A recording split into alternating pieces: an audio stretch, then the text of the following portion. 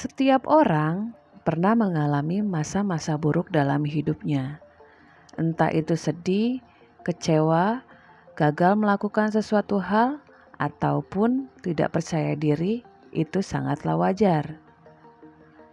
Masalah datang silih berganti, tidak pernah ada habisnya. Belum selesai masalah ini, kita harus menghadapi masalah lain.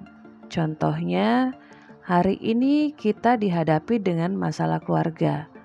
Belum selesai masalah keluarga, sudah datang lagi masalah pekerjaan, dan begitu seterusnya. Sesekali cobaan tak terduga mungkin menghalangi kita.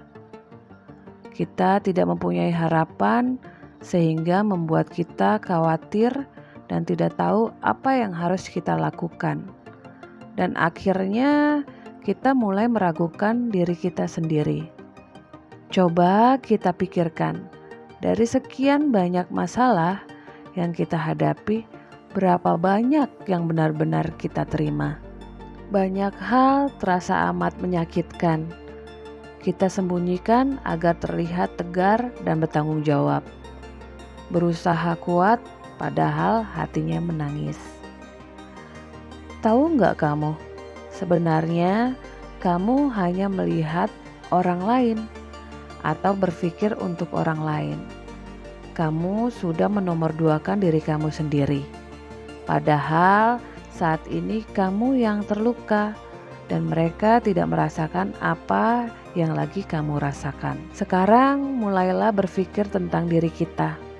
Cintailah dan sayangilah diri kita sendiri.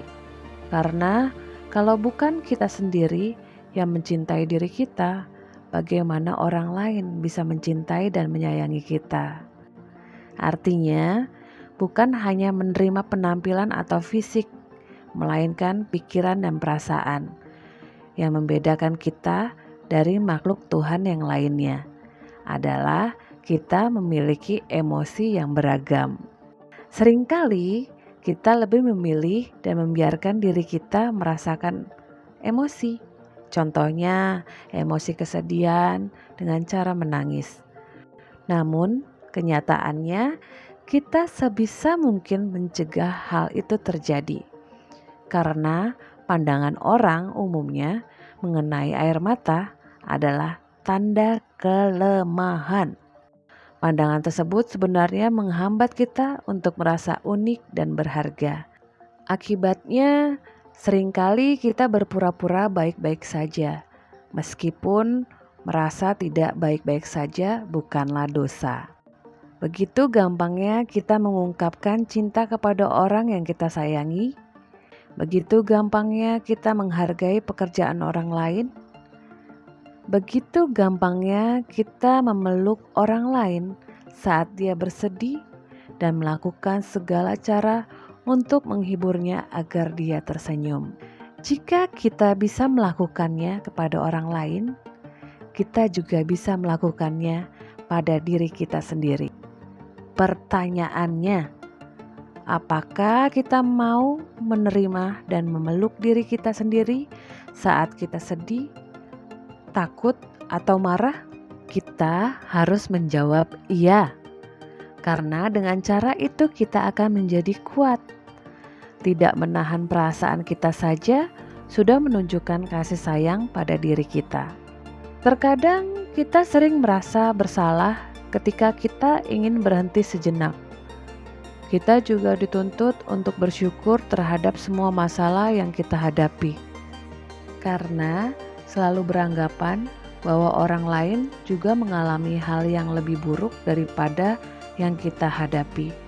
Namun, apakah itu akan berhasil? Harus kita sadari, dalam drama kehidupan ini bukan hanya kebahagiaan, kesenangan, dan keberuntungan saja, tetapi kita harus sepaket dalam suka maupun duka, karena Tuhan menciptakan semua berpasangan dan semua yang Dia takdirkan untuk kita. Yakinlah, pasti ada kebaikan di balik itu semua. Tidak masalah kita mengeluh, tidak masalah kita sakit hati, tidak masalah juga kita merasa gagal dan mendapatkan perlakuan hal negatif lainnya. Intinya, kita manusia diciptakan Tuhan dengan kebahagiaan satu paket dengan masalahnya. Dan tidak masalah juga kalau kita merasakan hal yang tidak menyenangkan. Jangan bertahan dengan perasaan buruk. Hanya karena kita berpikir kitalah satu-satunya orang yang kesepian, hancur, atau karena tidak ada satu orang pun yang memberikan motivasi kepada kita. Jangan khawatir tentang apa yang dikatakan orang lain, karena hanya kita yang mengalami masalah tersebut. Jika kita terus mengatakan bahwa kita baik-baik saja, itu berarti kita sedang tidak baik-baik saja. Apakah itu bisa mengembalikan keadaan kita 100%? Tentu tidak, karena memang bukan seperti itu caranya. Nikmatilah perasaanmu dulu. Kalau kita mau menangis, menangislah sepuasnya. Kalau kita ingin marah, luapkanlah dengan berteriak sekencang-kencangnya. Kalaupun kita mau sendiri, nikmatilah kesendirian itu. Jangan pernah takut dikatakan lemah. Biarkan perasaan itu mengalir dalam dirimu. Sisihkan waktumu untuk menyadari semua kegagalan yang kamu hadapi pasti akan terselesaikan. Kita harus selalu optimis bahwa kita bisa bangkit dari kegagalan tersebut. Lakukan cara itu supaya membuat diri kita kuat dan kokoh ketika menghadapi kegagalan lagi. Mari kita ambil contoh pendaki gunung yang dengan susah payah mendaki. Terkadang dia terjatuh, tersesat, tapi dia tetap jalani pendakian untuk mencapai puncak. Dan ketika sudah sampai di puncak, betapa senangnya dia. Disitulah kebahagiaan itu datang.